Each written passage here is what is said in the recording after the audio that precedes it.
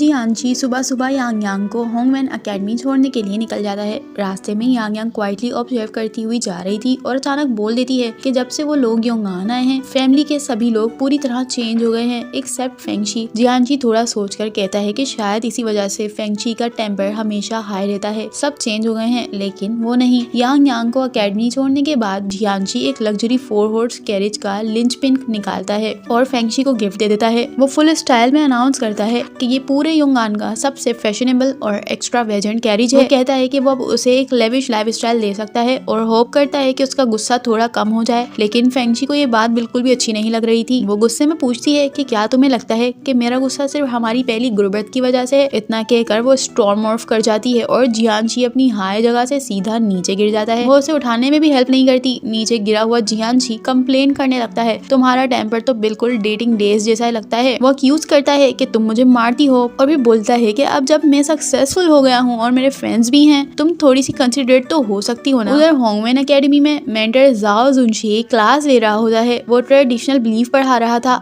आसमान गोल है और जमीन चकोर, चकोर मीन स्क्वायर योल। तब शेन यांग यांग कॉन्फिडेंटली हाथ उठाती है और बोल देती है ये बात बिल्कुल गलत है। वो एक्सप्लेन करती है कि स्काई असल में एटमॉस्फेयर है और अर्थ एक प्लेनेट है और दोनों ही स्फेरिकल हैं। फिर वो एक फनी सी एग्जांपल भी देती है, अगर जमीन फ्लैट होती तो कैट्स चीजें धक्का देकर नीचे गिराकर ऑलरेडी प्रूफ कर चुकी होती। क्लास में हंगामा मच जाता है। क्लास के बाद मेंटर जाओ शाओगुआंग को बुला लेता है। शाओगुआंग पहले ही घबरा जाती है कि यांग यांग ने पहले ही दिन क्या कर दिया, कौन सी ट्रबल क्रिएट कर दी है, लेकिन मेंटर जाओ तो यांग यांग की तारीफ करता है। वो कहता है कि यांग यांग में एक्स्ट्रा ऑर्डिनरी टैलेंट है और वो अमेजिंग आइडियाज से भरी हुई है, अगर सही गाइडेंस मिली तो वो बहुत आगे जाएगी। और साथ वो ये भी वार्न करता है कि उसकी ज्यादा आउटस्पोकन नेचर फ्यूचर में ट्रबल क्रिएट कर सकती है। शाओगुआंग को रिलीफ मिल जाता है और नोटिस करती है कि जाओ सिर्फ स्कॉलर नहीं है बल्कि ह्यूमन नेचर को भी डीपली समझता है। शाओगुआंग उसे अपने फैमिली रेस्टोरेंट पर खाने की दावत दे देती है। डिनर अभी एक्सपेंशन की वजह से बंद होता है, लेकिन फिर भी जाओ एक्सेप्ट कर लेता है। जब लिनयान को ये बात पता चलती है वो सीरियसली कंसर्न हो जाता है। वो कहता है कि जाओ को इनवाइट करना बहुत ज्यादा रिस्की है और ऐसा फेवर वो कभी रीपे नहीं कर पाएगा। शाओगुआंग कामली याद दिलाती है कि लिनयान ने पहले ही उनकी फैमिली पर इतनी काइंडनेस की है कि वो कभी उनका रीपे कर ही नहीं सकते। और वो साथ में ये भी कहती है कि डेप्थ की टेंशन छोड़ दो और इस चांस को यूज करो जाओ को इन्वेस्टिगेट करने के लिए। यांग यांग जो मेंटर जाओ को पसंद करने लगी थी कि वो कभी डांटते नहीं है और हमेशा रीजनिंग से बात करते हैं। इनोसेंट सी आवाज में पूछती है, इतना अच्छा टीचर बुरा कैसे हो सकता है। थोड़ी देर बाद जाओ जुनशी रेस्टोरेंट आ जाता है। पूरा शेन फैमिली जियांची, फेंगशी और यांग यांग बारी बारी उसके साथ टोस्ट करते हैं। उसकी विजडम और यांग यांग का ख्याल रखने के लिए उसकी तारीफ करते हैं। जाओ धीरे धीरे ज्यादा ड्रिंक कर लेता है। इसी वक्त लिनयान टेबल के पास आता है। एक पल के लिए जाओ उसे अपना पुराना दोस्त चुई रैंग ही समझ लेता है, सिर्फ कपड़ों की वजह से। लिनयान इग्नोरेंस शो करता है और बात को स्मूथली घुमा देता है। लीजी का किस्सा पूछता है, वो हिस्टोरिकल फिगर जिसने अपने दोस्त को फायदे के लिए बिट्रे किया। जाओ कहता है कि लीजी का बेट्रायल हर जगह कंडेम किया जाता है। तब लिनयान सीधा सवाल कर लेता है, 17 साल पहले योंगान पोस्ट सेलिंग केस में जो टेस्टिमनी चेंज हुई थी, क्या वो तुम्हारी मर्जी से हुई थी या तुम्हें फोर्स किया गया था? इसी वक्त प्रिंस जाओ अपने लेट बेटे लीशेंग की स्पिरिट टेबल के सामने खड़ा होता है। वो सोच रहा था कि लिनयान इन्वेस्टिगेशन में इतनी तेज प्रोग्रेस कर रहा है, बिल्कुल लीशेंग जैसे। वो अफसोस से कहता है कि शायद एक दिन उसे लिनयान को भी सेक्रीफाइस करना पड़े। लीशुन आकर बताता है कि लिनयान ऑलरेडी जाओ जुनशी को इन्वेस्टिगेट कर रहा है। प्रिंस जाओ कॉन्फिडेंट होता है कि जाओ अपनी रेपुटेशन बचाने के लिए चुप रहेगा, लेकिन लीशुन कहता है कि अगर जाओ जुनशी ने प्रिंस जाओ को अनवर्दी समझा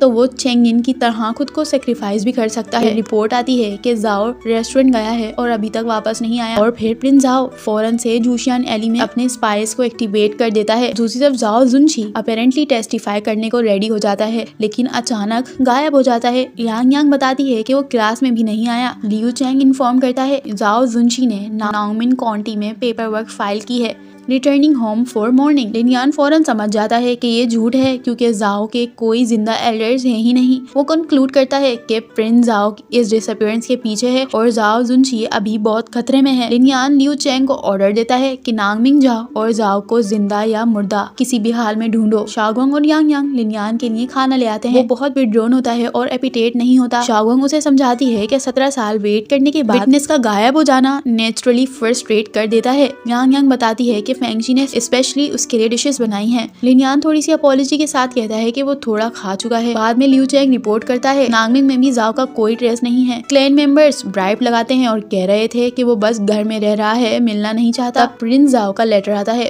फेक कांग्रेचुलेशंस यांग यांग के एडमिशन पर और जाओ जुनशी के अपराइट कैरेक्टर की तारीफ, जैसे उससे कुछ पता ही ना हो। लिनयान तो एक्सप्लोड होने वाला था। वो तीनों लिनयान, यांग यांग और लियू चैंग फाइल्स और पोर्सलिन तोड़कर वेंट करते हैं। शाओगोंग बाद में रीअश्योर करती है कि सॉल्यूशन मिल जाएगा। चाइनीज न्यू ईयर करीब आ रहा था। यांग यांग लिनयान और लियू चैंग को रेस्टोरेंट में इनवाइट कर देती है। वो बताती है कि शाओगोंग ने लिनयान के लिए नए कपड़े भी बनवाए हैं। शाओगोंग खाना बनाते हुए अनकॉन्शियसली मेन्यू पर लिनयान का टाइटल देखती है। रियलाइज होते ही उसे फाड़कर पिकल्स के जार में डाल देती है अपनी फीलिंग्स को सप्रेस करने के लिए। अब न्यू ईयर ईव पर पता चलता है कि शाओगोंग 5 दिन से कंट्री साइड से वापस नहीं आई है। सब टेंशन में आ जाते हैं। तभी वो वापस आती है छिंगयांग का वाटर शील्ड लेकर। वो कैजुअली कहती है कि बस रास्ते में मिल गया, लेकिन सब समझ जाते हैं कि ये स्पेशल एफर्ट था। लिनयान डिटेल में पूछता है कि कहीं वो फॉलो तो नहीं हुई। वो एक्सप्लेन करती है कि she was very careful, city avoid की, बॉर्डर के वाइल्ड पॉन्ड से खुद ही उसने ये वाटर शील्ड गैदर की और इसको करने में उसे कोई परेशानी नहीं हुई। चाइनीज न्यू ईयर ईव का दिन था। शेन फैमिली एक साथ गैदर हुई थी। घर के अंदर फेस्टिव वाइब हो रही थी। हर तरफ खुशबू, हंसी और डम्पलिंग्स की स्टीम चल रही थी। सब लोग डिनर के लिए बैठ चुके थे और फेंगशी किचन के टेबल के दरमियान चक्कर लगा रही थी। इसी बीच जब डम्पलिंग्स सर्व हो रही थी तो जियांशी सडनली एक रिंग निकालता है और फेंगशी के सामने रख देता है। उसका टोन थोड़ा हेजिटेंट था, जैसे दिल में पुरानी बातें अटक रही हों। उसने याद दिलाया कि पहले जब उसने फेंगशी के लिए एक कैरेज खरीदी थी तो वो उस पर काफी ज्यादा नाराज हुई थी। फिर जब रिंग ली तो साइज गलत निकला और उस पर भी उसको डांट पड़ी। वो थोड़ी सी शर्मिंदगी के साथ बोला कि बस चाहता है कि वो अब से उसे डांटे नहीं और ये रिंग उस मिसअंडरस्टैंडिंग को खत्म करने के लिए है। फेंगशी ने बस हल्की सी मुस्कुराहट के साथ काम जारी रखा। उसे ड्रामा करते हुए कहा, लगता है मैं लकी मनी तैयार करना भूल गई हूँ। सब शॉक हो गए, लेकिन नेक्स्ट सेकंड उसने हंसकर लकी मनी निकाल ली। क्लियरली वो सिर्फ मजाक कर रही थी। इसी दौरान यांग यांग अपनी डम्पलिंग्स खोलती है और उसके अंदर एक कॉपर कॉइन निकलता है। उसकी आंखें चमकने लगती हैं। फुल एक्साइटमेंट में बोलती है कि इसका मतलब ये है कि नए साल में उसकी सारी विशेष पूरी होंगी। फिर वो एकदम प्रोफेशनल स्टाइल में सबसे लकी मनी कलेक्ट करना शुरू कर देती है, ग्रैंड पेरेंट्स से, शाओगुआंग से और फिर एयुआन से भी। जब शाओगुआंग ने एयुआन को लकी मनी दिया तो उसने कहा, तुम अब हमारी फैमिली का ही हिस्सा बन गई हो। ये वर्ड सिंपल थे लेकिन उनमें बहुत ज्यादा वार्म थी। लिनयान इस ट्रेडिशन के लिए बिल्कुल भी प्रिपेयर नहीं था। उसके पास कोई स्पेशल पैकेट नहीं थी। उसने अपनी पर्स खोली तो जितनी भी लूज सिल्वर थी सबकी सब यांग यांग को देनी। कैजुअली बोला कि ये मेरी और लियू चैंग दोनों की तरफ से है। उसी वक्त यांग यांग को एक लेटर मिलता है उसके फादर शाओ जी का। एनवेलप के अंदर सिर्फ एक कॉपर कॉइन होता है। वो लिखता है कि ये लकी मनी है जो वो अफोर्ड कर सकता है।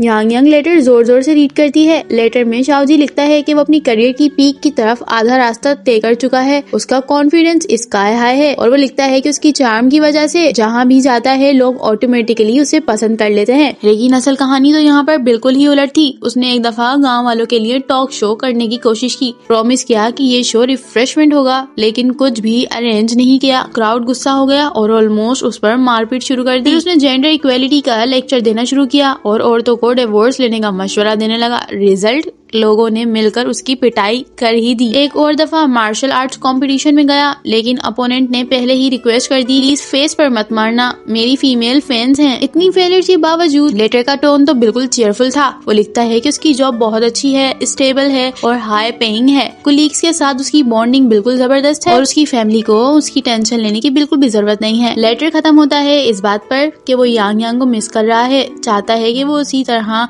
इंटरप्राइजिंग और इनोवेटिव बने। फेंगशी अपनी फीलिंग छुपाते हुए कहती है कि सब लोग चुपचाप डम्पलिंग्स खाना शुरू करो। उसी वक्त शाओगुआंग अनाउंस करती है कि न्यू ईयर के बाद उनका रिनोवेटेड रेस्टोरेंट ऑफिशियली रीओपन होगा। थोड़ी ही देर बाद प्रिंसेस और पीफी वहाँ पर आ जाते हैं। प्रिंसेस को पता चला था कि पीफी के पास घर जाने के पैसे नहीं है, इसीलिए उसने पैलेस के सेलिब्रेशन स्किप करके उसके साथ लैंटर्न फेस्टिवल अटेंड किया। वो दोनों शेंस रेस्टोरेंट में हॉटपॉट खाने आए थे। शाओगुआंग बताती है कि पेरेंट्स तो यांग यांग को लैंटर्न फेस्टिवल ले गए हैं और एयुआन भी साथ जाने का कह देती है। लिनियान ऐड करता है कि वो और शाओगोंग यहीं रहकर गेस्ट को होस्ट कर लेंगे। उनको वार्म टूसू वाइन और स्टीमिंग हॉट पॉट सर्व होता है। प्रिंसेस को फ्रोजन टोफू बहुत ज्यादा इंटरेस्टिंग लग रहा था। वो पूछती है कि ये इतना पोरस कैसे होता है। शाओगोंग एक्सप्लेन करती है कि टोफू को क्यूब्स में काटकर नमक के पानी में ब्लेंच करके और फिर फ्रीज कर देते हैं। इसी वजह से उसमें होल्स बनते हैं और फ्लेवर्स को अच्छी तरह एब्जॉर्ब कर लेते हैं। इन सब की साइज सुनकर काफी ज्यादा इम्प्रेस हो गई थी शाओगोंग से और फिर उसको कहती है कि वो उनके साथ टेबल पर ज्वाइन कर ले। शाओगोंग लिनियान को कहती है कि वो अल्कोहल कम पिए, लेकिन पीफी हिंट देता है कि लिनियान का टॉलरेंस काफी ज्यादा है। प्रिंसेस भी याद दिलाती है एक दफा उसने सेकंड मास्टर हुआन के अंकल के बैंक्वेट में पूरी जियान वाइन पी ली थी बिना एक साइन दिए कि वो ड्रंक है। ये सुनकर शाओगोंग को रियलाइज होता है कि लिनियान ने उससे झूठ बोला था। उसे सब कुछ याद आ जाता है, पास्ट इनकाउंटर्स, एक्सप्रेशन, फीलिंग्स। लिनियान भी समझ जाता है कि वो समझ चुकी है और क्वाइटली एडमिट करता है कि उसे भी सब याद है। प्रिंसेस उन दोनों को देखती है और शाओगोंग को लैंटर्न फेस्टिवल के आसपास होने वाले मल्टीपल बैंक्वेट्स का केटरिंग कॉन्ट्रैक्ट ऑफर कर देती है। डिनर के बाद प्रिंसेस फ्रोजन टोफू का प्रोसेस देखने बैकयार्ड चली जाती है, फिर वेयरहाउस देखने की रिक्वेस्ट करती है। जैसे ही शाओगोंग और लिनियान वेयरहाउस के अंदर जाते हैं, प्रिंसेस पीफी को साइड पर खींचकर दोनों को बाहर से लॉक कर देती है। शाओगोंग दरवाजे को तोड़ने का सोचती है, लेकिन लिनियान कहता है कि प्रिंसेस को ट्रिक्स पसंद है, फोर्सफुली निकलना उसे नाराज कर सकता है। वो डिसाइड करते हैं वेट करने का। अंदर लिनियान वाटर शील्ड प्लांट्स को नोटिस करता है और पूछता है कि क्या उनके घर में ये खाए जाते हैं। शाओगोंग सॉफ्टली कहती है कि फैमिली ज्यादा नहीं खाती, ये स्पेशली उसके लिए रखा जाता है ताकि वो घर जैसे फील करे। लिनियान इमोशनल हो गया था। बाहर प्रिंसेस पहले ही ईवज़ड्रॉप्स कर रही थी। फिर मून देखते हुए पीफी को अपनी फीलिंग्स शेयर करती है, लेकिन पीफी को मिसअंडरस्टैंडिंग होने लगती है और कहता है कि शायद वो उसे शाओगोंग के साथ सेट कराना चाहती है, क्योंकि लिनियान और शाओगोंग एक दूसरे से क्लियरली प्यार करते हैं। प्रिंसेस क्लैरिफाई करती है कि वो अपनी फीलिंग्स की बात कर रही है। पीफी जेंटली रिफ्यूज करता है, कहता है कि वो उसके लायक नहीं है क्योंकि वो एक प्रिंसेस है।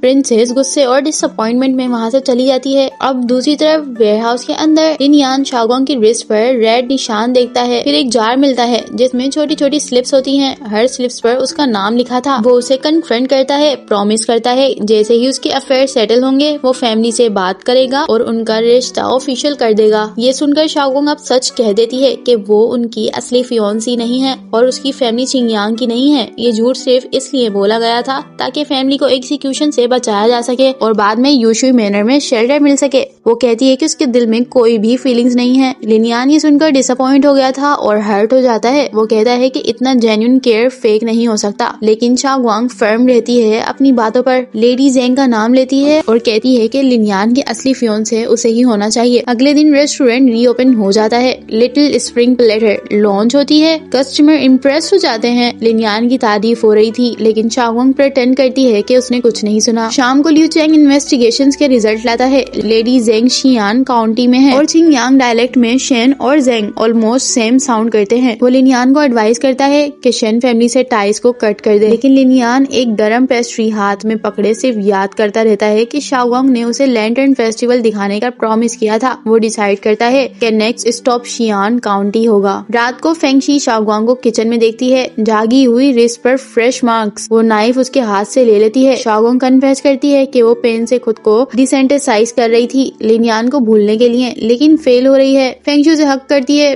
और कहती है सिली गर्ल ये क्या कर रही हो। वो प्रॉमिस करती है कि वो हमेशा उसका साथ देगी। और शेन्स डिनर ने आखिरकार दोबारा से अपने कस्टमर्स के लिए दरवाजे खोल दिए थे। ओपनिंग का दिन था, अंदर काफी हसल थी और बाहर क्यूरियोसिटी। इसी टाइम लू युन, जो कि युनलाई तेवरन का ऑनर था, वहाँ पर कांग्रेचुलेट करने आता है, लेकिन ये उसका फेक कांग्रेचुलेट था क्योंकि उसका दिल बिल्कुल साफ नहीं था। उसे ये बात पता चल गई थी कि चांसलर मेंग की ग्रैंड डॉटर का रिश्ता अब लिनियान के साथ तय हो चुका है। उसने सोचा कि अब शाओगोंग का पावरफुल सपोर्ट खत्म हो गया है और जो थोड़ी बहुत इज्जत और शाइन उसके पास थी वो भी अब ज्यादा देर नहीं चलने वाली। लू युन के साथ युनलाई तेवरन का एक और एम्प्लॉय साथ था। वो अंदर अंदर जल रहे थे और बातें कर रहे थे कि शेन्स डिनर ने तो छठे दिन ही ओपनिंग कर दी, जबकि आमतौर पर लोग तो 10वें दिन ही अपने रेस्टोरेंट्स खोलते हैं। ऊपर से ये लोग इंपेरियल डिशेस कॉपी कर रहे हैं, जैसे ये लिटिल स्प्रिंग प्लेटर। उस एम्प्लॉय ने ये भी बताया कि शेन्स डिनर ने वार्म स्प्रिंग वाटर का यूज नहीं किया आउट ऑफ सीजन सब्जियों के लिए, बल्कि उन्होंने एक नया तरीका डेवलप कर लिया है, ग्रीन हाउस कल्टीवेशन।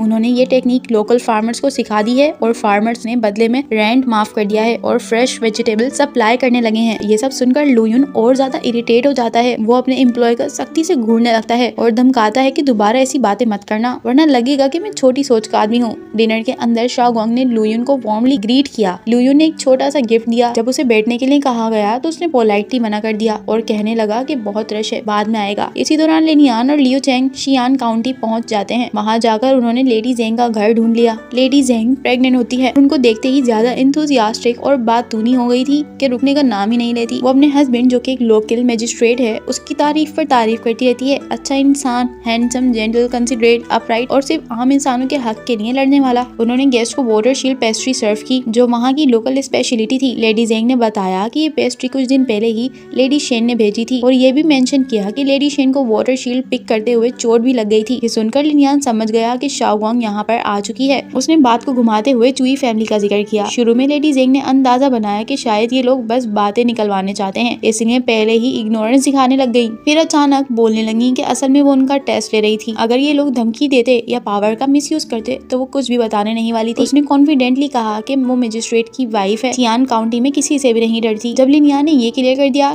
कि उनकी इंटरेस्ट उनके हस्बैंड में नहीं है बल्कि पुराने चुई फैमिली केस में है, तब उसने सच भी बताना शुरू कर दिया। लिनियान ने अपनी इंट्रोडक्शन दिया कि वो कैपिटल प्रीफेक्चर का वाइस प्रीफेक्ट है और शिनियांग का चुई फैमिली का केस इन्वेस्टिगेट कर रहा है। लेडी जेंग ने बताया कि उनके घर चुई फैमिली के साथ पुराना रिश्ता था जो उस वक्त टूट गया जब चुई फैमिली को सेलिंग ऑफिशियल पोजीशंस के केस में खत्म कर दिया गया। वो और उसके हस्बैंड दोनों मानते हैं कि प्रीफेक्ट चुई बिल्कुल करप्ट नहीं था और उसे फंसाया गया था। फिर उसने एक और इम्पोर्टेंट बात बताई। पिछले साल सितंबर में एक आदमी उसके ग्रेट अंकल के पास आया था चुई जेंग मैरिज के बारे में पूछता हुआ। उसने फेक नाम बताया इसलिए ग्रेट अंकल ने उसे भगा दिया। बाद में पता चला कि वो आदमी लियांग है, प्रिंस झाओ का 4th सन। लेडी जेंग ने इस बात को लिनियान के पहले हैंडल किए गए मजिस्ट्रेट डो के एम्बेजलमेंट केस से जोड़ दिया। दो नोबल कॉन्सर्ट डो का रिश्तेदार था और जो पैसा चोरी हुआ था वो दो फैमिली तक गया था। उसने कहा कि प्रिंस झाओ और नोबल कॉन्सर्ट डो पब्लिकली चाहे दुश्मन हो लेकिन सीक्रेटली उनका कॉन्टेक्ट है। उसने रिक्वेस्ट की कि लिनियान इस चुई फैमिली केस को डीपली इन्वेस्टिगेट करे। वापस कैपिटल प्रीफेक्चर जाते हुए लिनियान ने लियू चेंग को कहा कि शेंस डिनर के पास से मत गुजरना, लेकिन किस्मत ने मोड़ ले लिया। जियांशी ने कैरेज को डिनर के बाहर ही रोक दिया। वो जिद करके बोलने लगा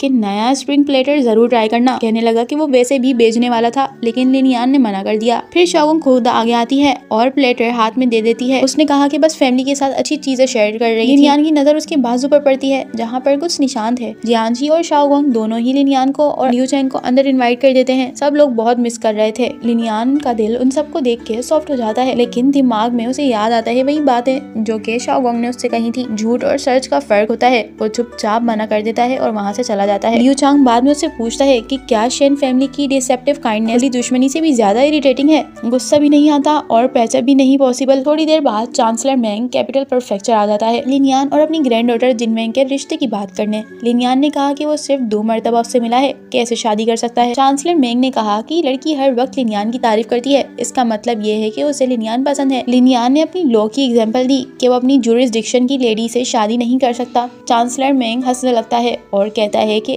इंपेरियल फेवर से सब कुछ पॉसिबल हो जाता है। बाद में शेन जिंगवेन खुद लिनियान के पास आती है। उसने नोटिस किया कि डेस्क पर शाओगोंग का नाम लिखा वुडन टेबलेट रखा है। स्मार्टली कहती है कि अगर लॉ इश्यू है तो शाओगोंग भी तो जुरिस्डिक्शन में आती है और ओपनली कह देती है कि शादी बस एक चॉइस होगी, विश नहीं। वो जबरदस्ती उससे शादी नहीं करना चाहती, सिर्फ एक फेवर मांगती है कि कुछ टाइम तक प्रिटेंड करे कि प्रपोजल कंसीडर हो चुका है। लिनियान इस बात के लिए अग्री कर लेता है और फिर कुछ देर बाद लिनियान उसी वुडन टेबलेट को उठाता है और कचरे में फेंक देता है। उसी टाइम शाओगोंग अपनी रिस्ट से रेड स्ट्रिंग उतारकर फेंक देती है। यांग यांग गायब हो जाती है। पेरेंट्स परेशान होकर कैपिटल प्रीफेक्चर पहुंचते हैं। लियू बताता है कि वो सेफ है, सुबह से पढ़ाई के लिए गई हुई थी। अंदर यांग यांग बायोग्राफी और सीमा यांग रू एक्सप्लेन कर रही होती है, बिजनेस और पीस के कॉन्सेप्ट्स जोड़कर। के ग्रैंड पेरेंट्स को रिलीफ मिलता है और इसी के साथ वो उसे डांटते हैं। शाओगोंग अपॉलॉजी करती है, कहती है कि सब झूठ उसी की वजह से और लिनियान का नाम माफ करना बिल्कुल ठीक है। मगर लिनियान अपॉलॉजी को एक्सेप्ट कर लेता है और डिस्टेंस को मेंटेन रखता है। साथ ही साथ जियांशी और फेंगशी उन दोनों का रिलेशन भी काफी ऑकवर्ड होता जा रहा था। जियांशी रिंग का पूछता है तो उसे जवाब देती है कि अब उसका दिल नहीं करता रिंग पहनने का। रेडिश काटते हुए जब उसकी उंगली कट हो जाती है तो ड्रामा करता है लेकिन फेंगशी टॉन्ट मारती है। ब्रोकन फील करके जियांशी तेवरन चला जाता है। उधर Shaogong latest spring platter delivery system explain कर रही होती है। Wax moulded boxes, waterproof, oil resistant, basically future food delivery का कॉन्सेप्ट। फेंगशी खुद डिलीवर करने का फैसला करती है। डेस्टिनेशन होता है फ्लावरी रूम,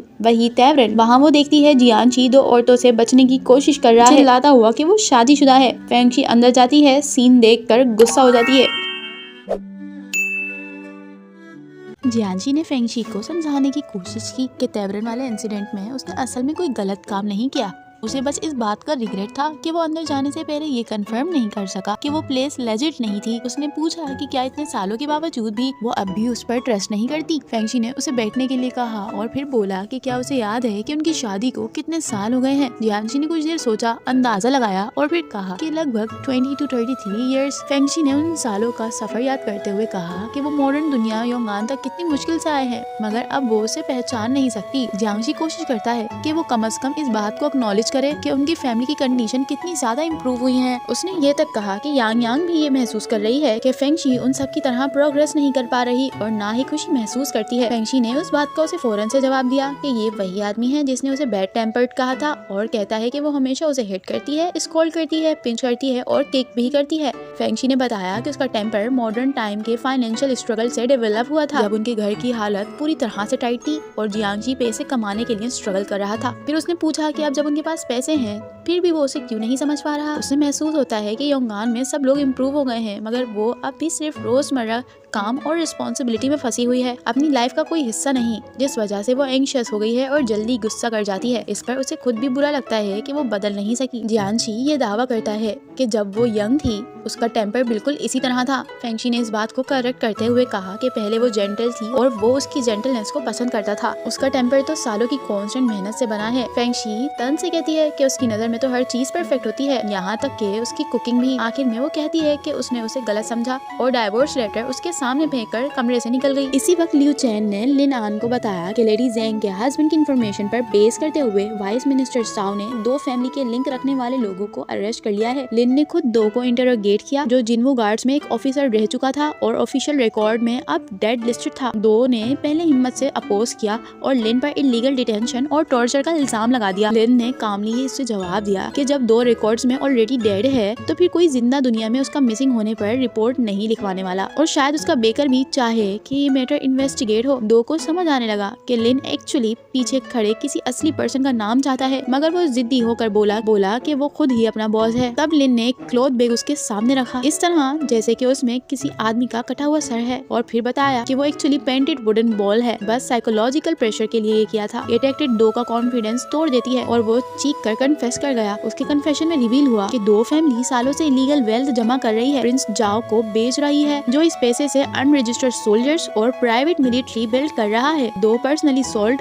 आयरन और प्रोविजन जैसे रेस्ट्रिक्टेड गुड्स को ट्रांसपोर्ट और सप्लाई का जिम्मेदार था। उसका कॉन्टेक्ट एजेंट के थ्रू होता है जिसने कभी भी फेस टू फेस नहीं मिला, बल्कि एक रनर गोस्ट मार्केट में लोकेशन चेंज करके गुड्स पिक करता था, जिससे सर्वाइलेंस मुश्किल हो जाती है। मगर 2 ने सीक्रेटली रनर को ट्रैक किया और पता लगा लिया कि वो जूशियन एली में बिजनेस रन कर रहा है। इससे परेशान होकर लिन जूशियन एली में शेंस डिनर गया ताकि शाओगुआंग को वार्न कर सके कि मिनिस्ट्री ऑफ जस्टिस ने डेंजरस लोग पकड़े हैं जिनका इनडायरेक्ट लिंक यहाँ से मिल सकता है। शाओगुआंग ने उसके टोन में हिडन कंसर्न महसूस कर लिया और पूछा कि क्या ये केस उसके केस से रिलेटेड है, और उसने ऑफर किया कि वो हेल्प कर सकती है। लिनयान ने उसे शॉर्ट टोन में डिमिस कर दिया और बोला कि ये तुम्हारा मैटर नहीं है, इससे दूर रहो। वो जाने ही लगता था कि शाओगुआंग ने उसे एक बॉक्स मील दिया जो उसने स्पेशली डिजाइन किया था ताकि फूड वेस्ट ना हो और कस्टमर इजी ले जा सके। उसने ऑफर किया कि वो आगे भी उसे मील भेजती रहेगी। लिनयान ने उसे थैंक्स किया मगर ऑफर डिक्लाइन कर दी और सिर्फ इतना कहा कि बस अपना ख्याल रखो। बाद में लियू चैंग ने पूछा कि उसने मील एक्सेप्ट क्यों नहीं किया, कि ये लग रहा था कि अब वो शाओगुआंग से ज्यादा नफरत भी नहीं करता। उसी वक्त यांग यांग स्कूल से उदास वापस आती है। उसने कहा कि क्लासमेट कह रहे थे कि उसके फादर शाओजी ने उसे अबंडन कर दिया है क्योंकि न्यू ईयर के बाद उसके कोई लेटर नहीं आया। शाओगुआंग ने कन्फ्रंट किया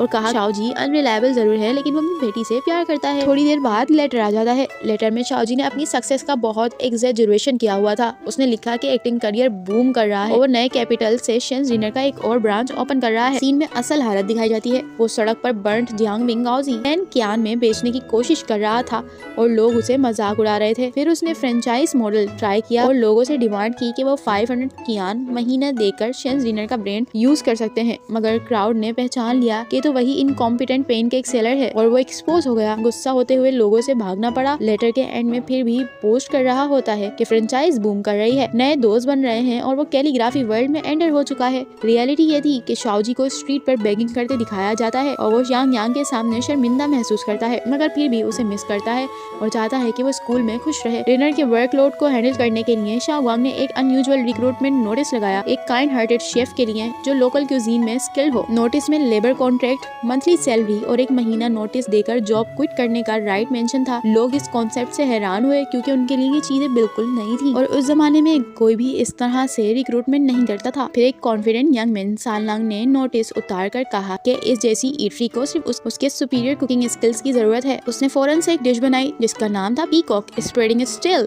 वो शेन फैमिली को इतनी ज्यादा इम्प्रेसिव लगती है कि वो सब उसे हायर कर लेते हैं। कुछ दिन बाद पीफी डिनर आया और सानलांग की डिश को प्रेस किया। शाओगोंग ने बहुत प्राउडली बताया कि वो कितनी लकी थी कि उसने सानलांग को हायर किया। और फिर उसने पीफी से प्रिंसेस के बारे में पूछा कि उसके साथ जो उसका डिसएग्रीमेंट चल रहा था वो कब रिजॉल्व होगा, और मेंशन किया कि प्रिंसेस ने रिसेंटली अपने आसपास के सभी आदमियों को डिसमिस कर दिया है, जिसकी वजह से पीफी के लिए मूव ऑन करना मुश्किल हो गया है। पीफी ने बात चेंज करते हुए कहा कि शाओगोंग और लिनियान के बीच म्यूचुअल अफेक्शन तो क्लियर है, मगर आप दोनों ने एक दूसरे को परस्यू करना बंद कर दिया है। उसने रिवील किया कि चांसलर मैंग ने अनाउंस कर दिया है कि लिनियान उसकी ग्रैंड डॉटर से शादी करेगा और एंगेजमेंट ऑफिशियली फिक्स हो गई है। पीफी ने एंड में कहा कि हम दोनों पैथेटिक लोग हैं जिनके लव्ड वंस हमारी रीच से बहुत ऊपर है। ये सुनकर शाओगोंग विजिबली हर्ट हो जाती है। अब जब किचन सानलांग हैंडल कर रहा था, फेंगशी के पास फाइनली फ्री टाइम आ जाता है। वो हर रोज बाजार में मिस्टर हा से एक्सेसरीज और छोटी छोटी चीजें खरीद कर खुशी से घूमती थी। उसने याद किया कि योंगान आते वक्त उसने अपना गोल्ड ब्रेसलेट बेच दिया था और अब जब वो खुद पैसा कमा रही है तो डिसाइड कर चुकी थी कि जो चीज़ पसंद आएगी वो उसे फौरन से खरीद लेगी, क्योंकि हैप्पीनेस ही वुमेन को ब्यूटीफुल बनाती है।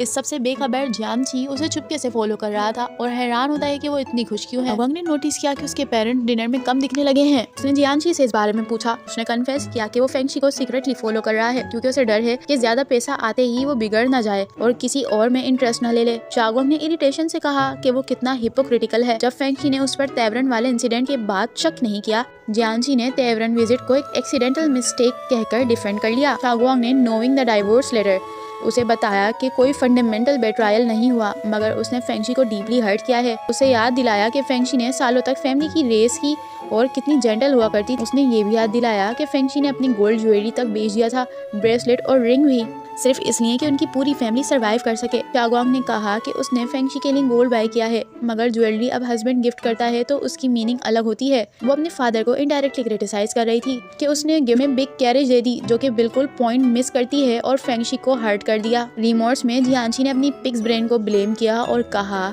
कि उसने टेम्पर के बारे में गलत बातें कर दी थी और अब उसे फाइनली समझ आ रहा है कि उसकी फेलियर्स ने उसे चेंज होने पर मजबूर किया है। उसने पूछा कि क्या अब भी चांस है। शाओगोंग ने कहा कि ये आप पर डिपेंड करता है और एडवाइस दी कि स्टे हम्बल एंड ग्राउंडेड, तो शायद फेंगशी का एटीट्यूड चेंज हो जाए। जियांची ने प्रॉमिस किया कि वो चेंज करेगा और रिक्वेस्ट की कि फेंगशी को अपकमिंग कुलिनरी मास्टर कंपटीशन में ले आए, जहां वो प्रूव कर सके कि वो ट्रूली हार्ड वर्किंग बन गया है और उसे वापस से जीत सके। शाओगोंग उसके इस बात पर अग्री कर लेती है। उसके बाद जियांची ने फौरन टास्क हैंडल करना शुरू कर दिया और इंसिस्ट किया कि वो रेस्ट करे। इसी दौरान लियू चेंग ने लिनियान को रिपोर्ट किया कि उसने मिस दू को प्रेशर में लाकर कोऑपरेट करने पर राजी कर लिया है। मिस दू प्रॉपर्टी और कॉन्टेक्ट्स की वजह से वर्ल्ड में वेल कनेक्टेड थी। उसने रिवील किया कि लू युन, जो कि यूनलाई तेवरन का ऑनर है, उसके पास सीक्रेट वेयर हाउस है जहाँ large scale military equipments store हो सकते हैं। वो अपनी सेफ्टी के लिए इन वेयर हाउस को प्रोक्सीज के नाम पर रजिस्टर करवाता था। लिनियान ने कामली कहा कि वक्त के साथ हर चीज ट्रेस हो सकती है।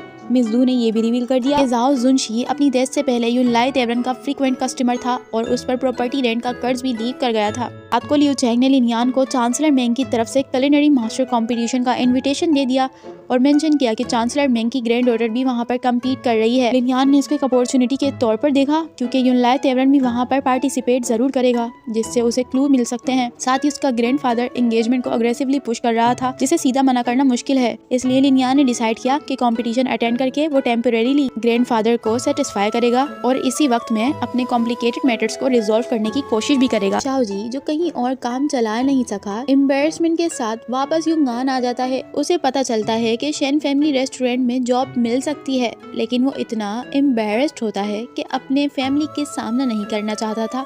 ब्रोकर उसे ये बताता है कि यूनलाई तेवरन में भी हायरिंग हो रही है। मजबूरी में वो मान जाता है। इंटरव्यू के लिए नकली दाढ़ी लगाता है और अपना नाम आदो बताता है। यूलुन का एक आदमी अपने मास्टर के लिए एक तेज और चालाक बंदा ढूंढ रहा था। चाओजी का पहला इंप्रेशन थोड़ा सा ऑकवर्ड था, लेकिन उसकी लाइवली पर्सनैलिटी और कम पैसों में काम करने की ऑफर देखकर उसे रख लिया जाता है घोड़ा संभालने के लिए। बाद में यूलुन का आदमी कहता है कि ये बंदा बेवकूफ सा तो है, लेकिन सस्ता है और कुलिनरी मास्टर कंपटीशन में न्यू फेस के तौर पर काम आ सकता है। दूसरी तरफ जियांशी कंपटीशन के लिए बहुत मेहनत कर रहा था। वो यूसान को अपने नए स्टिर फ्राइड डिशेस टेस्ट करवाता है, उसे अपने घर वालों जैसा ट्रीट करता है युनसान जो पहले गुलाम था, उसे जिंदगी में कभी भी इतनी इज्जत और काइंडनेस नहीं मिली थी। जियांशी उसे ये तक कह देता है कि वो उसकी फ्रीडम के लिए भी मदद करेगा, जैसे ए युआन के साथ हुआ था। युसान उन डिशेस को टेस्ट करने के बाद ईमानदारी से उनका रिव्यू देता है कि कुछ खास नहीं है, आइडिया नया है, लेकिन टेस्ट तो काफी ऑर्डिनरी ही है। जियांशी बुरा नहीं मानता, बल्कि उससे सीखने की जिद करता है। Knife skills, arm strength, walk handling, हर चीज की प्रैक्टिस करता है। फेंगशी उसकी ये सीरियस मेहनत देखकर थोड़ी सी इम्प्रेस्ड होती है। कंपटीशन का दिन आता है, बड़े बड़े शेफ्स जमा होते हैं। चीफ जज होता है काउंसलर कांग, जो युंगान का सबसे बड़ा फूड एक्सपर्ट है। चांसलर मेंग और लिनयान भी मौजूद होते हैं। थीम दिया जाता है एक पोएटिक लाइन के जरिए जो जिंदगी के डिफरेंट स्टेजेस को रिप्रेजेंट करता हो। जिंगवेन फौरन समझ जाती है, मगर जियांशी कंफ्यूज होता है और दूसरों को देख देख कर चीज थोड़ी थोड़ी उठा लेता है। लिनयान थीम की डीप मीनिंग समझ रहा था और चांसलर मेंग उससे बहुत खुश होता है। साइड पे फेंगशी और यांग यांग खड़े होते हैं, टेंशन में कि जियांशी को कुछ समझ नहीं आ रहा। इसी दौरान एक स्पेक्टेटर बात करता है कि लिनयान किसी और शेन फैमिली की लड़की से इंगेज्ड है। शाओगवांग को ये सुनकर थोड़ा सा दुख होता है और वो अपने दुख को छुपाने की कोशिश करती है। यहाँ लुयुन अपनी चाल चल रहा था, वो अपने आदमी को शाओजी को बुलाने के लिए भेजता है। शाओजी को काम दिया जाता है कि कॉम्पिटिटर्स के डिशेस गिरा दे, खास तौर पर शेन फैमिली की बेइज्जती करे। पहले वो मना करता है कि ये तो लो क्लास काम है, लेकिन उसे धमकी दी जाती है। शाओजी कॉम्पिटिशन एरिया में आ जाता है। यांग यांग अपने फादर को पहचान लेती है और खुशी से भागकर उसके गले लग जाती है। डैड कहकर एयुआन समझती है कि कोई विलन है और फौरन से उसे पीटना शुरू कर देती है। शाओगोंग और फेंगशी भी भाग कर आते हैं। पूरा हंगामा हो जाता है। जियांशी ये सब सुनता है और पलटकर देखता है, उसका आयरन पॉट गिर जाता है, उसकी कलाई मुड़ जाती है और शाओजी घबराकर वहाँ से भाग जाता है। फेंगशी कहती है कि क्लिनिक चलो। जियांशी चुप हो जाता है, सोच में डूब जाता है। अचानक उसे रियलाइजेशन होती है। वो कहता है कि अब उसे पता है कि वो क्या डिश बनाएगा।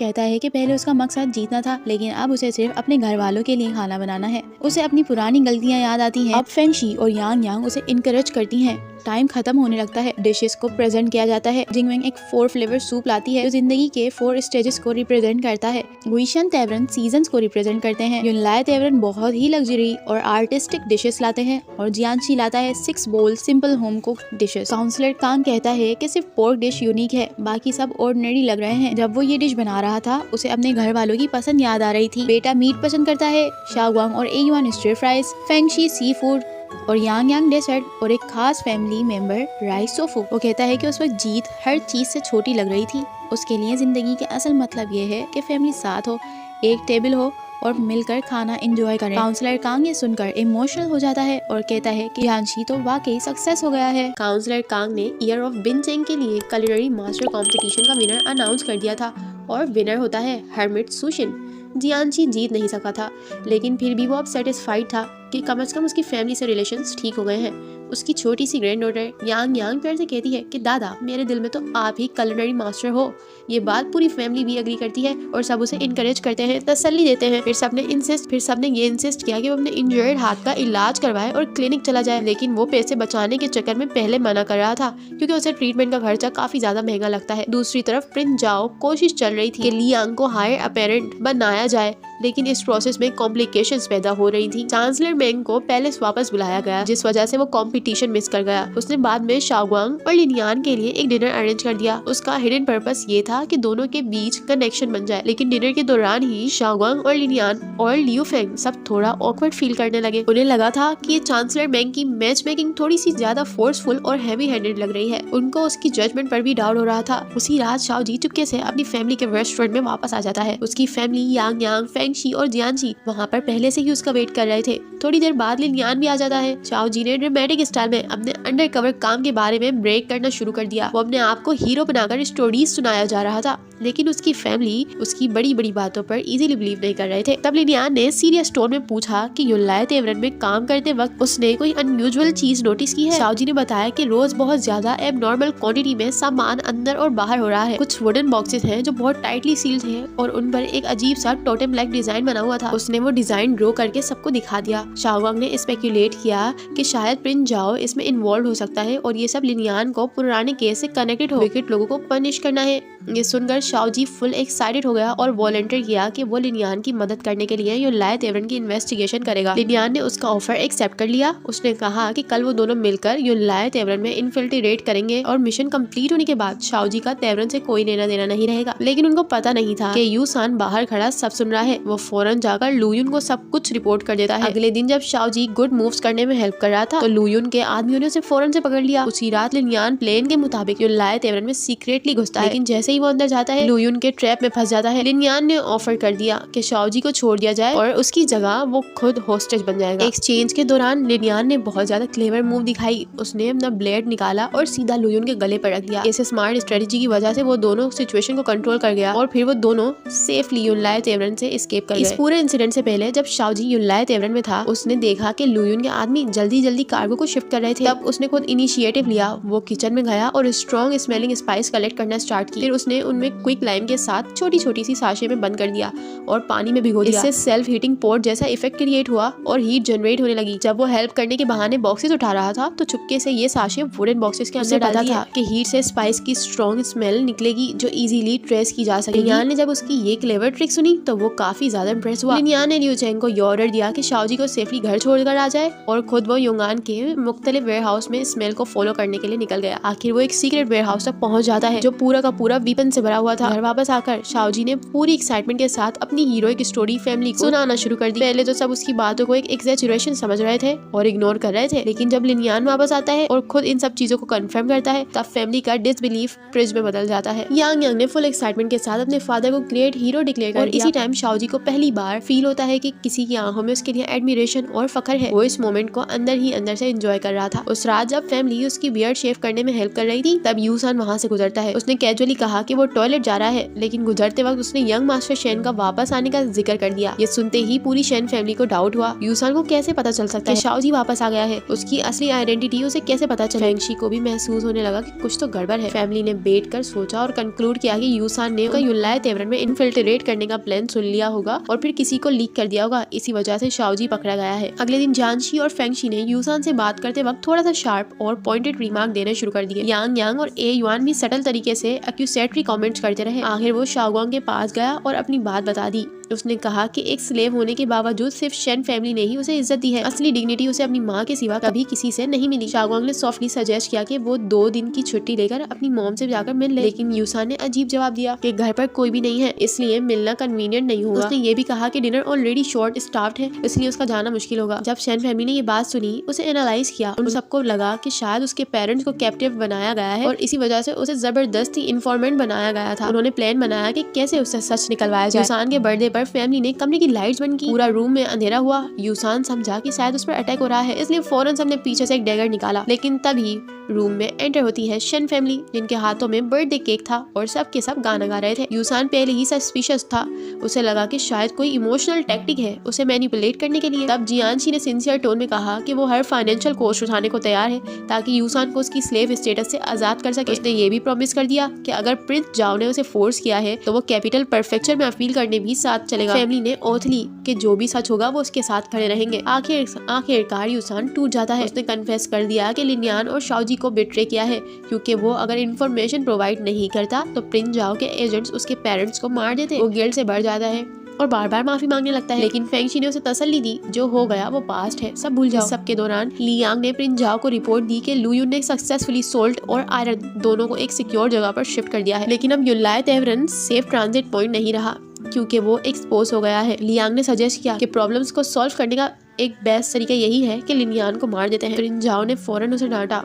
उसने कहा कि इतना रश डिसीजन नहीं लेना। उसने एक्सप्लेन किया कि लिनियान योंगान का रैंक 3rd ऑफिशियल है और एम्पायर का बहुत करीबी इंसान है। अगर उसका मर्डर हो जाता है तो इंपेरियल स्क्रूटनी शुरू हो जाएगी जो अनवांटेड ट्रबल क्रिएट कर सकती है और वो सब के सब एक्सपोज हो जाएंगे। प्रिंस जाओ ने कहा कि सीधा मारना सॉल्यूशन नहीं है, उसे डिसग्रेस करो। प्लान बनाया जाता है कि लिनियान को उसकी पावरफुल पोजीशन से स्ट्रिप करेंगे ताकि वो वल्नरेबल हो जाए। इस पर्पस के लिए फेंग ली को ऑर्डर दिया गया कि वो कॉर्पोरल पनिशमेंट इंड्योर करे और फिर लिनियान और वाइस मिनिस्टर ऑफ जस्टिस साओरोंग पर पर इल्जाम लगाए कि उन्होंने मिलकर लोगों से जबरदस्ती कन्फेशंस लिए और अनजस्ट जजमेंट दिए। प्रिंस जाओ ने एक और कॉन्फिडेंट और एडिशनल इल्जाम लगवाया। उसने कहा कि लैंटर्न फेस्टिवल के दौरान लिनियान ने अपनी अथॉरिटी ओवरस्टेप की थी। उसने कैपिटल के कॉमन लोगों को इनकरेज किया था कि वो अपील ड्रम बजाएं। इसका मतलब ये था कि लोग ट्रेडिशनल ऑफिसेज जैसे कि मार्केट ऑफिस को बाईपास करके सीधा कैपिटल प्रीफेक्चर तक अपनी आवाज पहुंचा सके। इससे कैपिटल प्रीफेक्चर को ज्यादा पावर मिलेगी जो इवेंचुअली एम्पायर की अथॉरिटी को ओवरशैडो कर देगी और इसी तरह ये पॉलिटिकल गेम और भी ज्यादा डेंजरस हो जाती है।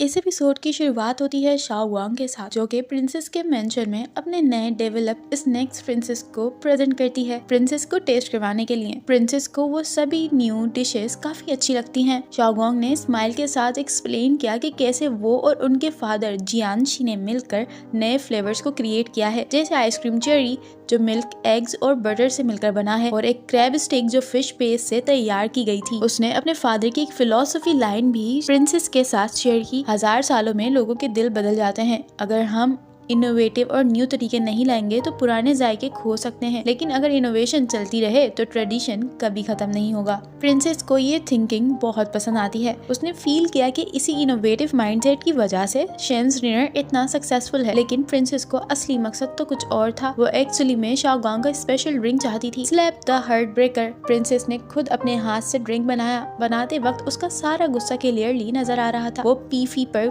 फ्रस्ट्रेशन निकाल रही थी। वो बार बार उसको इग्नोर कर रहा था और इनविटेशंस भी रिजेक्ट किया जा रहा था। तब ये एक सर्वेंट भागता हुआ उन दोनों के पास आता है अर्जेंट न्यूज के साथ कि लिनियान को इम्पीच कर दिया गया है, उस पर अथॉरिटी क्रॉस करने का इल्जाम लगा है और प्रिंस ने उसे सस्पेंड किया है। शाओगुआंग शॉक में आ जाती है और बिना वक्त ज़ाया किए वहाँ से सीधा कैपिटल प्रीफेक्चर की तरफ दौड़ती है। अब सीन शिफ्ट होता है कैपिटल प्रीफेक्चर पर। कोर्ट सेशन के बाद चांसलर मेंग चुपके से बैकयार्ड में लिनियान से मिलने आ जाता है। वो नहीं चाहता था कि कोई उसे देख ले। उसने लिनियान को वार्न किया, जो लोग पावर से गिरते हैं उनका वापस आना बहुत मुश्किल होता है और तुम अकेले हो। फियरलेस होना तो अच्छा है, लेकिन वो लोग इजी टारगेट बनते हैं। फिर उसने सीधा एक प्रपोजल दिया, एक अच्छा ट्री चूज करो पर्च करने के लिए। मेरी ग्रैंड डॉटर से शादी कर लो। अगर तुम मेरे ग्रैंड सन इन लॉ बन गए तो कभी भी डिमोट नहीं होगे। लिनियान ने पोलाइटली थैंक यू कहा और इस प्रपोजल को रिजेक्ट कर दिया। अब सीन शिफ्ट हुआ लिनियान के सबऑर्डिनेट्स की तरफ। लिनियान ने अपने सबऑर्डिनेट्स को बुलाया और उसने कहा कि कैपिटल प्रीफेक्चर में बार बार लीडरशिप चेंज हो रही है, तुम लोगों की प्रमोशन डिले हो रही है। अगर मैं अपनी सिचुएशन हैंडल ना कर सका तो सब बिगड़ जाएगा, तो मैं तुम्हें ट्रांसफर अरेंज कर सकता हूँ। उसने एग्जाम्पल्स भी दी, जैसे कि चेंग हू जो कि शेरिफ बन सकता है और अर्लांग को वो मिनिस्ट्री ऑफ जस्टिस बना सकता है, लेकिन उसके सब कोऑर्डिनेट्स लॉयल थे, स्पेशली चाओ ज्यू, जिसने ये कहकर मना कर दिया कि हम सिर्फ आपके साथ ही रहना चाहते हैं। जब तक आप लीडर हैं हमें कभी डर नहीं लगा, हम आपके साथ खड़े रहेंगे। अब चलते हैं शेन्स डिनर की तरफ। जब लिनियान वहाँ से निकला तो उसने देखा कि शाओगुआंग उसका वेट कर रही है। वो उसके लिए वही वाले नए डिशेस लेकर आई थी जो उसने प्रिंसेस को टेस्ट करवाए थे। उसने आराम से पूछा, क्या सस्पेंशन का रिलेशन केस से है?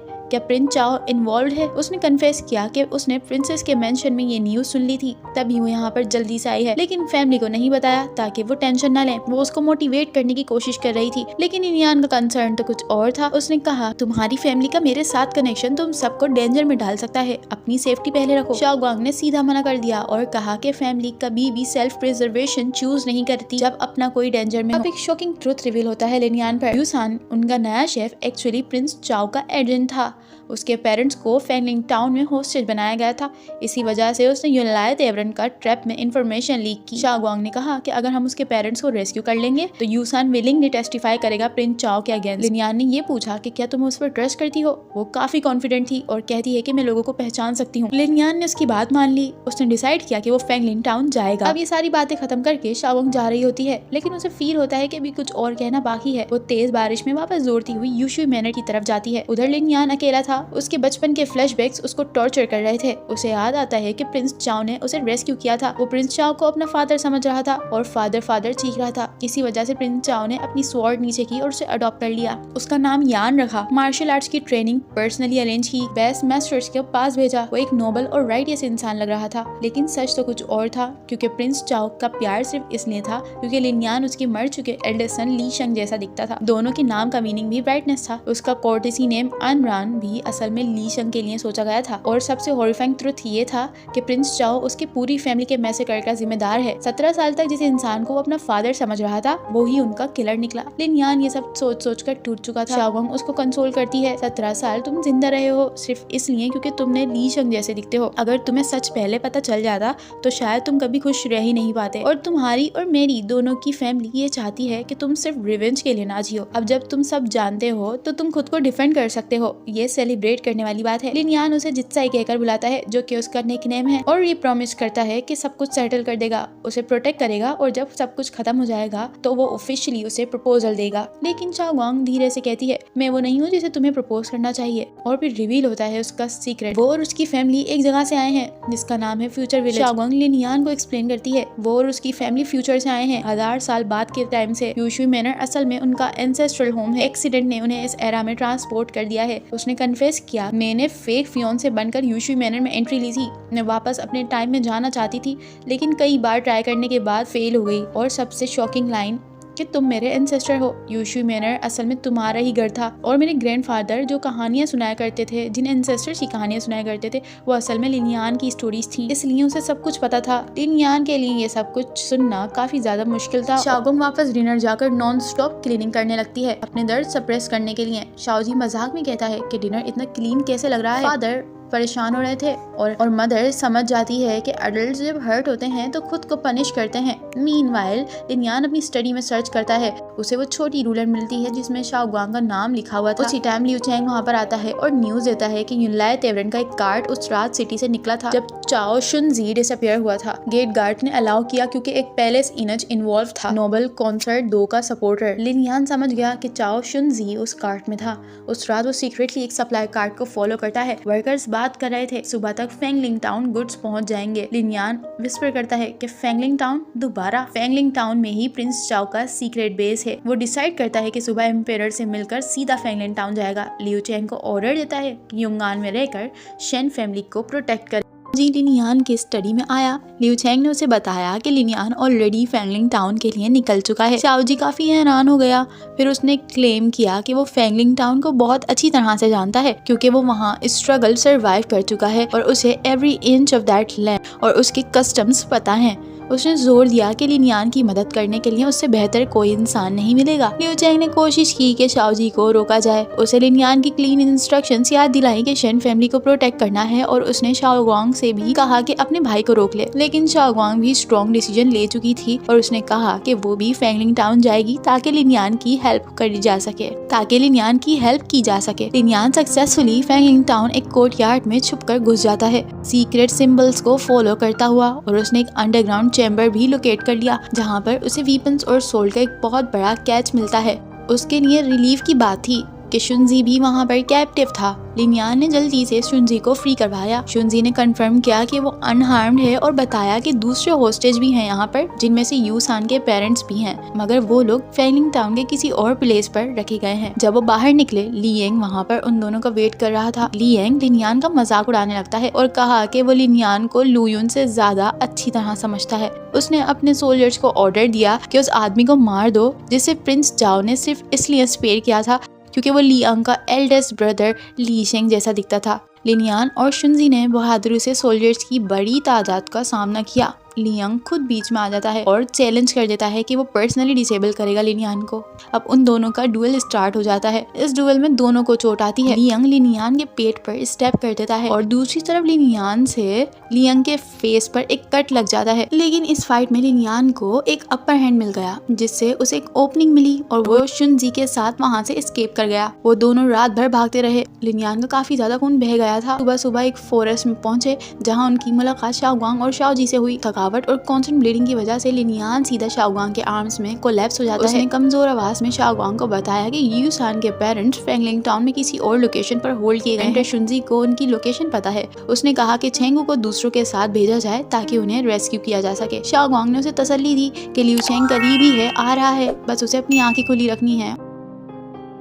एपिसोड की स्टार्ट होती है लियू चैंग से, जो कि बहुत तेजी के साथ लिनियान को इंटरसेप्ट करके सीधा यूशुई मैनर ले जाता है। लिनियान हाफ कॉन्शियस था सीवियर ब्लीडिंग की वजह से। उसकी हालत काफी ज्यादा खराब होती है क्योंकि जख्म इतना गहरा था कि उसके ऑर्गन्स तक नजर आने लगते हैं। शाओगुआंग लगातार उसका नाम लेती रहती है ताकि लिनियान सोए नहीं। अटेंडिंग फिजिशियन सिचुएशन को देखकर ये कहता है कि लिनियान की हालत काफी ज्यादा खराब हो गई है और उसे डर है कि लिनियान सर्वाइव नहीं कर पाएगा। शाओगुआंग को काफी ज्यादा टेंशन हो रही थी। इसी टेंशन में उसे अपनी बुक से सुचर टेक्निक और मेफिसान याद आता है और वो फिजिशियन को सर्जरी करने के लिए कहती है, लेकिन फिजिशियन कहता है कि उसने सिर्फ इस बारे में पढ़ा है, कभी प्रैक्टिकल नहीं किया और ना ही किसी को करते हुए देखा है, इसलिए वो रिस्पॉन्सिबिलिटी बिल्कुल भी नहीं ले सकता। सर्वेंट्स उसे हेल्प करने के लिए रिक्वेस्ट करते हैं। तब लिनियान अपनी कमजोर आवाज में ये कहता है कि वो खुद सर्जरी कर दे। शाओगुआंग हेजिटेट करने लगती है, लेकिन तभी शाओजी वहाँ पर आता है और वो कहता है कि वो खुद लिनियान की सर्जरी कर देगा। वो अपना रीजन ये बताता है कि वो पहले कपड़े सिल चुका है और उसे सुचर करने की एक्सपीरियंस है और वो ब्लेम लेने के लिए भी तैयार है। मगर शाओगुआंग लिनियान की रिक्वेस्ट को डिनाई नहीं कर सकती थी, इसलिए वो डिसाइड करती है कि वो सर्जरी करेगी। नीडल को कैंडल की रोशनी में स्टरलाइज करती है, सॉल्ट वाटर से क्लीन करती है और बहुत ही ज्यादा एहतियात से लिनियान के जख्म को सुचर कर देती है। लिनियान दर्द बर्दाश्त करता है और कुछ देर बाद ब्लीडिंग काफी ज्यादा रुक गई थी। लिनियान अब स्टेबल हो जाता है और उसकी स्ट्रेंथ रीगेन होने लगती है। लिनियान शाओगुआंग को वहाँ से जाने के लिए रोकता है। शाओगुआंग उसे कहती है कि वो इलीगली एक सिटीजन को डिटेन कर रहा है, अगर वो चाहे तो आसानी से वहाँ से निकल सकती है, लेकिन वो लिनियान को छोड़कर नहीं जाना चाहती। लिनियान कहता है कि ये उसका अपना चॉइस होगा। शाओगुआंग हैरान होकर पूछती है कि क्या वाकई वो मोरालिटी की बाउंड्रीज क्रॉस करके फॉरबिडन लव में जा सकते हैं, और उसे सिक कहती है। लिनियान कहता है कि वो उसकी बात समझना नहीं चाहता। शाओगुआंग फिर उसे समझाती है कि वो एक वाइस प्रीफेक्ट है, उसका फ्यूचर बहुत ब्राइट है, वो शेन फैमिली की किसी अच्छी लड़की से शादी करेगा और बहुत से डिसेंडेंट्स होंगे, जिसमें वो खुद भी एक एंसेस्टर होगी। लेकिन लिनियान बिल्कुल क्लियर होता है कि अगर वो लड़की शेन शाओगुआंग नहीं है तो वो किसी और को कभी भी चूज नहीं करेगा। फिर वो उससे पूछता है कि क्या अपने टाइम में भी उसकी सिचुएशन इतनी ही सीरियस है। शाओगुआंग कंफर्म करती है और कहती है कि उनका रिश्ता मोरल प्रिंसिपल्स को इग्नोर करता है और वो ये कहती है कि उसकी फैमिली की सोल्स कभी सुकून नहीं ले पाएंगी, इसलिए वो खुद को ऐसी सिचुएशन में नहीं डालना चाहती। इतनी सीरियस बातों के बावजूद भी लिनियान कहता है कि वो फिर भी उसे छोड़ने को तैयार नहीं है। दूसरी तरफ शाओजी लिनियान के लिए खाना ले जाने की कोशिश करता है, लेकिन लियू चैंग, जो कि यूशुई मैनर के एंट्रेंस पर गार्ड कर रहा था, बताता है कि लिनियान ने ऑर्डर दिया है कि कुछ दिनों तक कोई अंदर या बाहर नहीं जा सकता। इसी दौरान लिनियान जाओ जुनशी से, जो चुई फैमिली ट्रेजेडी के बाद गिल्ट में जी रहा था, कन्फेस करता है कि वो चुपके से चुई रेंगजी की स्पिरिट टेबल की पूजा करता है ताकि उसे पीस मिल सके। वो बताता है कि प्रिंस जाओ ने उसे फोर्स किया था कि वो गार्ड ट्यूटर बने और स्टूडेंट्स को रिक्रूट करे, जो सक्सेस के बाद प्रिंस जाओ के फैक्शन में अलग अलग मिनिस्ट्रीज में धकेल दिए जाएं, यानी कि लेबर इन डिस्गाइज। इस तरह प्रिंस का इन्फ्लुएंस बहुत ज्यादा फैल जाएगा। जुनशी लिनियान को वुडन टेबल्स देता है जिसमें डिटेल रिकॉर्ड्स और सबूत थे। कहता है कि शायद इससे उसके गुनाह कम हो जाएं। वो ये भी मानता है कि लॉ के मुताबिक अगर प्रिंस जाओ एक्सपोज हो जाता है तो उसकी खुद की भी एग्जीक्यूशन होगी। लिनियान कामली ये कहता है कि उसकी काउंटलेस डेथ भी उसके गुनाहों को कम नहीं कर सकती। एंड फैमिली डिनर में परेशान थी शाओगुआंग के लिए, तभी वहाँ पर वो आ जाती है और कामली बताती है कि वो सिर्फ कुछ दिनों के लिए लिनियान की देखभाल करने के लिए गई थी। उसके पेरेंट्स रिलीफ फील करते हैं। दूसरी तरफ लियांग अपने चेहरे के निशान की वजह से काफी गुस्से में था और बदला लेने के लिए पागल हो रहा था। प्रिंस जाओ आखिरकार ऑर्डर देता है कि टेक एक्शन। लिनियान पैलेस जाता है एम्पायर से मिलने के लिए। ये सुनकर लिनियान कंफ्यूज हो जाता है। बस आते हुए लिनियान लियू चैंग से इस अजीब बात को डिस्कस करता है कि अनफेमिलियर इंसान का होना अनयूजुअल है। सिचुएशन समझकर लिनियान फौरन होंगमेन अकेडमी जाने का ऑर्डर देता है। यूशुई मैनर वापस आकर वो कंफर्म करता है कि पैलेस में कुछ गलत हो रहा है। शाओजी अपनी बेटी यांग यांग के लिए परेशान हो जाता है, लेकिन शाओगुआंग उसे तसल्ली देती है और कहती है कि हिस्ट्री में ऐसा कोई रिबेलियन मेंशन नहीं है, इसलिए शायद कुछ बड़ा नहीं होगा। लिनियान बताता है कि एम्पायर पहले प्रिंस जाओ की इंटेंशंस जानते थे और तैयारी कर रहे थे। इसके साथ साथ वो शेन फैमिली को ये कहता है कि वो वहीं रुककर उसका इंतजार करें। पैलेस के अंदर प्रिंस जाओ इंपेरियल कैरेज पर बैठा हुआ होता है और ड्रैगन बोट फेस्टिवल के नाम पर प्रिंस को इनवाइट कर देता है। वो सीक्रेटली प्लान कर रहा था कि एम्पायर को मारकर क्राउन प्रिंस लीशु पर इल्जाम लगाएगा ताकि वो खुद थ्रोन पर कब्जा कर ले। वो एम्पायर को फोर्स करता है कि क्राउन प्रिंस को डिपोज करने का एडिक्ट लिखे और इंपेरियर सील और मिलिट्री टैली दे दे। उसके जवाब में एम्पायर सीधा मना करता है, लेकिन प्रिंस जाओ काफी ओवर कॉन्फिडेंट होता है कि ये सच बाहर नहीं जाएगा। इधर शेन फैमिली जब बाहर निकलती है पैलेस जाने के लिए तो इंपेरियल गार्ड्स उन्हें रोक लेते हैं। शिंदे हॉल में लियांग क्राउन प्रिंस लीशु को फोर्स करता है कि वो झूठा कन्फेशन लिखे कि उसने अपने फादर को इंजर किया है और इसी वजह से उसके फादर की डेथ हुई है। प्रिंसेस उसे रोकने की कोशिश करती है, लेकिन लियांग उसे थ्रेटन करने लगता है। लीशु हार मानकर वो झूठा कन्फेशन लिखने लगता है। शेन यांग यांग बीच में आती है और मना कर देती है। उससे में लियांग अपने स्वॉर्ड से उस पर अटैक करता है, लेकिन लीशु से बचाने के लिए अपने हाथों से स्वॉर्ड को रोक लेता है और इंजर्ड हो जाता है। इसी वक्त लियू चैन और उसके लोग वहाँ पर आ जाते हैं और उसे बचा लेते हैं। दूसरी तरफ पीफी लिनियान के कपड़ों में डिस्गाइज होकर गार्ड्स को डाइवर्ट करता है। भागते भागते भागते जंगल में गिर जाता है, लेकिन यूसान आकर उसे बचा लेता है और बताता है कि लिनियान ने उसके पेरेंट्स को रेस्क्यू किया था। फीफी उसे पैलेस जाने को कहता है, जबकि वो खुद गार्ड्स को बिजी रखेगा। पैलेस में प्रिंस जाओ अभी भी इम्पेरर पर प्रेशर डाल रहा होता है कि वो इम्पेरर सील और मिलिट्री टेली उसे दे दे।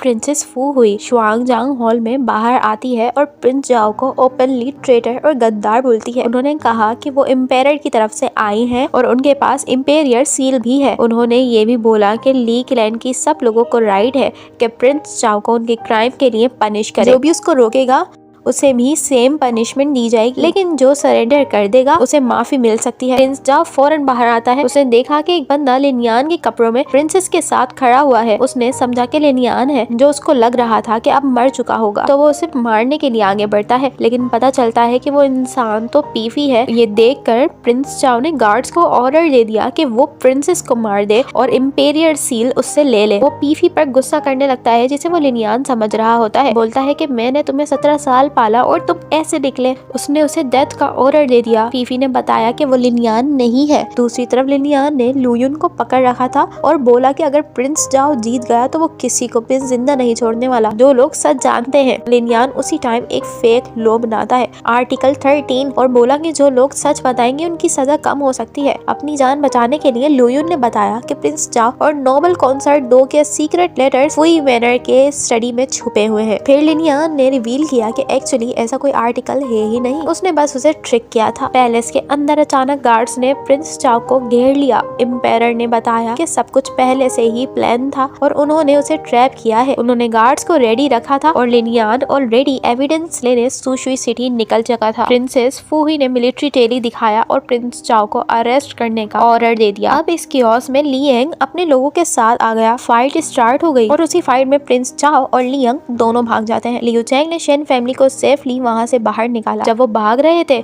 शाओगुआंग ने उन्हें रोकने की कोशिश की। लियांग ने उसे पीछे से देख लिया और उसे पहचान गया कि तुम्हें लिनियान की वजह से सजा मिलेगी, क्योंकि उसने मेरा चेहरा खराब कर दिया है। तभी लिनियान आता है और उसने लियन को वहां पर रोक लिया। अब इस वक्त प्रिंस चाओ ने शाओगुआंग की गर्दन पर अपना स्वॉर्ड रख दिया। प्रिंस चाओ ने डील की कि लियंग को छोड़ दो और मैं हॉस्टेज बन जाता हूँ। शाओगुआंग की सेफ्टी के लिए लिनियान ने लियंग को छोड़ दिया। जब प्रिंस चाओ को लगा कि अब कोई रास्ता नहीं बचा तो उसने धमकी दी कि वो शाओगुआंग को मार देगा, लेकिन वो शाओगुआंग को मारता उससे पहले लिनियान ने उसे मार दिया। मरते वक्त प्रिंस चाओ को याद आता है कि उसने 17 साल पहले लिनियान को अडॉप्ट किया था। वो इमोशनल हो गया और अपने मर चुके बेटे को इमेजिन करने लगा। अब लिनियान भी इमोशनल हो जाता है और रोने लगता है। फिर लिनियान प्रिंस चाओ की परवरिश के लिए रिस्पेक्ट शो करता है। दोनों का रिबेलियन खत्म हो जाता है और शेन फैमिली को रिस्पेक्ट मिलती है। उसका बिजनेस सक्सेसफुल हो जाता है और चुई क्लैन का नाम भी अब क्लियर हो चुका था। लेकिन एक ऑफिशियल ने लिनियान के खिलाफ केस उठाया कि उसने फेक आइडेंटिटी यूज की है। पीफी और चाओ रोंग उसका सपोर्ट करते हैं, लेकिन ऑफिशियल इंसिस्ट करते हैं कि उसे पनिशमेंट तो जरूर मिलनी चाहिए। एंड में लिनियान को जेल भेज दिया जाता है